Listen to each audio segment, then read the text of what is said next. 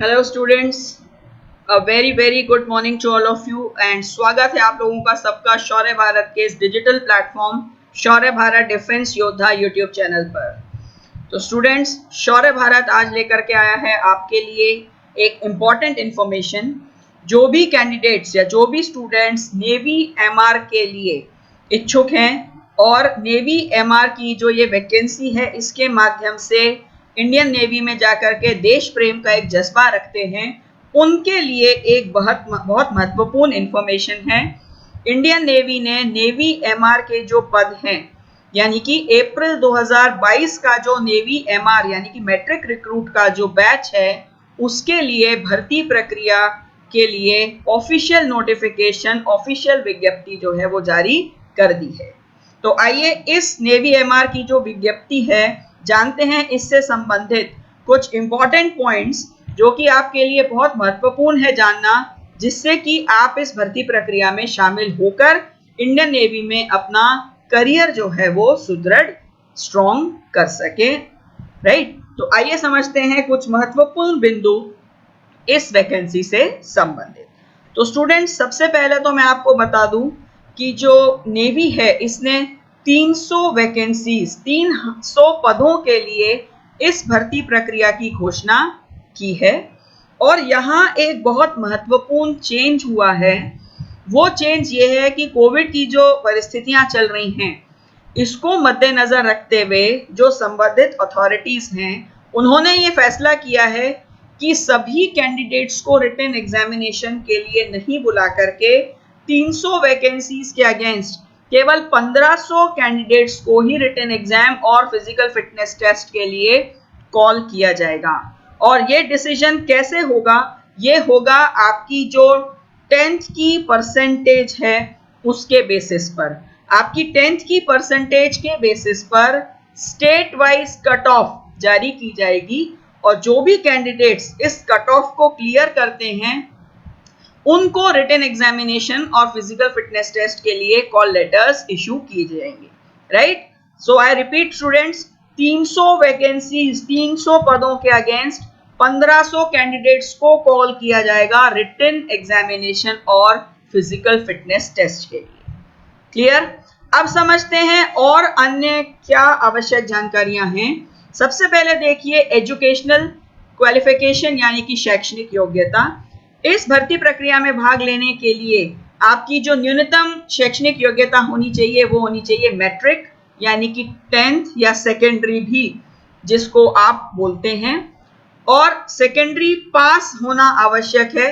Percentage की जो बाध्यता है, मिनिमम परसेंटेज की बाध्यता यहाँ पर नहीं है, लेकिन आपकी जो 10th है वो किसी मान्यता प्राप्त बोर्ड से ही होनी चाहिए।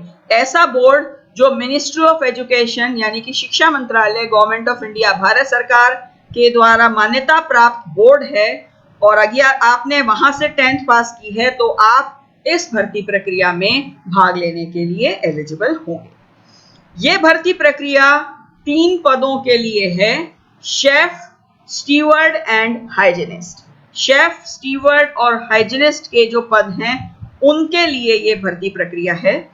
आइए अब समझते हैं एज क्राइटेरिया यानी कि डेट ऑफ बर्थ क्राइटेरिया भी हम इसको कह सकते हैं। तो स्टूडेंट्स ध्यान से सुनिएगा, इस भर्ती प्रक्रिया में भाग लेने के लिए आपका जो डेट ऑफ बर्थ है वो होना चाहिए 1 अप्रैल 2002 से 31 मार्च 2005 के बीच में। आई रिपीट, 1 अप्रैल 2002 से 31 मार्च 2005 के बीच में आपका डेट ऑफ बर्थ होना चाहिए। और ये जो दोनों डेट्स हैं ये डेट्स इस डेट ऑफ बर्थ की रेंज में शामिल हैं। यदि आपकी जन्म दिनांक 1 अप्रैल 2002 या 31 मार्च 2005 भी है तो भी आप इस भर्ती प्रक्रिया में भाग ले सकते हैं। Clear students? तो 2 चीजें हमने समझ ली, वैकेंसीज कितनी हैं, उन वैकेंसीज के अगेंस्ट कितने कैंडिडेट्स को कॉल लेटर्स दिए जाएंगे और एज क्राइटेरिया क्या होगा। आइए अब जानते हैं सिलेक्शन क्राइटेरिया, सिलेक्शन से संबंधित महत्वपूर्ण जानकारियां।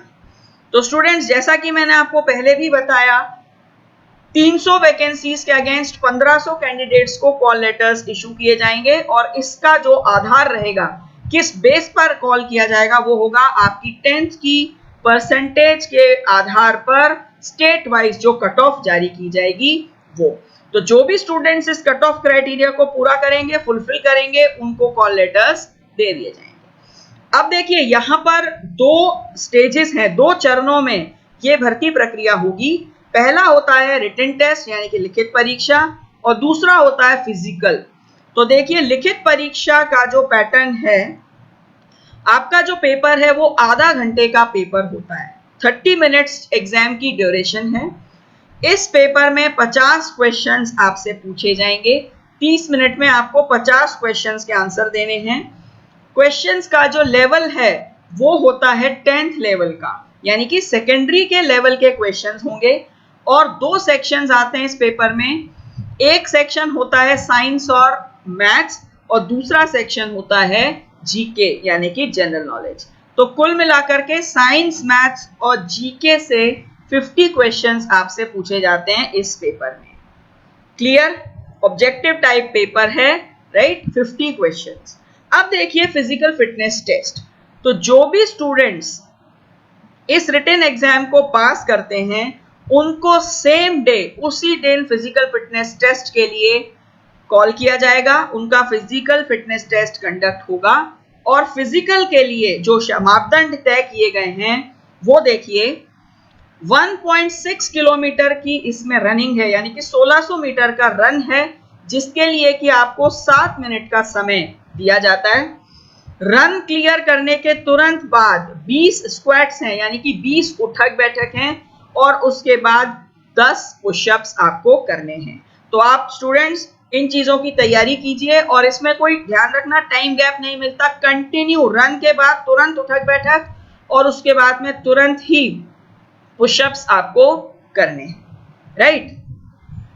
अब देखिए जो शारीरिक मापदंड है, वहां पर मिनिमम हाइट आपको चाहिए 157 सेंटीमीटर। वेट और चेस्ट जो है वो होने चाहिए आपकी हाइट के प्रोपोर्शनेट, यानी कि जो चार्ट होता है वेट एंड चेस्ट का, तो आपके वेट और चेस्ट 157 सेंटीमीटर हाइट के प्रोपोर्शनेट होने चाहिए। और जो मिनिमम चेस्ट का फुलाव है, यानी कि एक्सपेंशन जो है, वो होना चाहिए 5 सेंटीमीटर का कम से कम। Minimum 5 centimetre expansion is compulsory, right?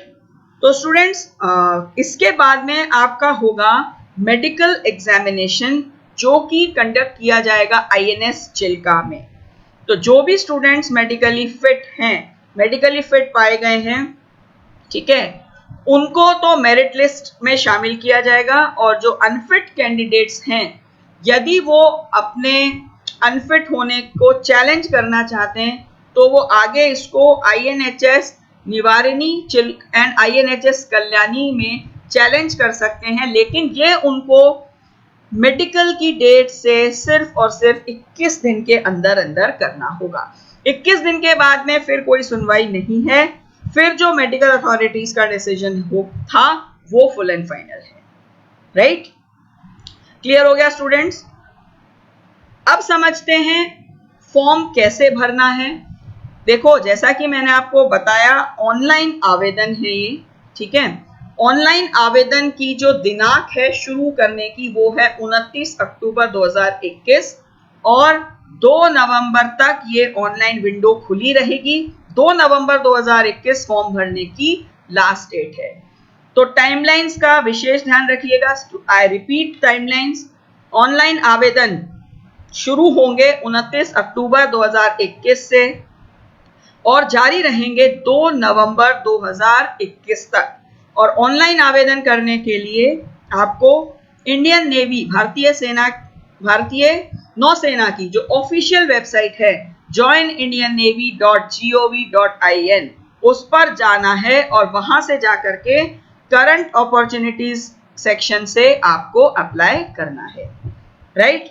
और स्टूडेंट्स एक चीज और इंपॉर्टेंट ध्यान रखिएगा, ऑनलाइन फॉर्म भरने से पहले आप अपने सभी ओरिजिनल डॉक्यूमेंट्स, फोटोग्राफ, सिग्नेचर सब कुछ स्कैन करके रखिएगा, जिससे कि फॉर्म भरते टाइम में आप उनको आसानी से अपलोड कर सकें।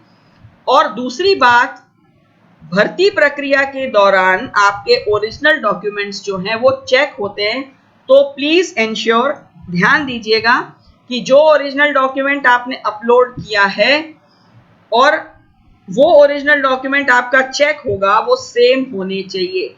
यदि किसी भी स्टेज पर ऐसा पाया गया कि अपलोड किया हुआ डॉक्यूमेंट वेरिफिकेशन के टाइम पर नहीं मिला या अलग था, तो आपका कैंडिडेचर कैंसिल हो सकता है, आप टर्मिनेट कर दिए जाएंगे, भर्ती प्रक्रिया में भाग नहीं ले पाएंगे।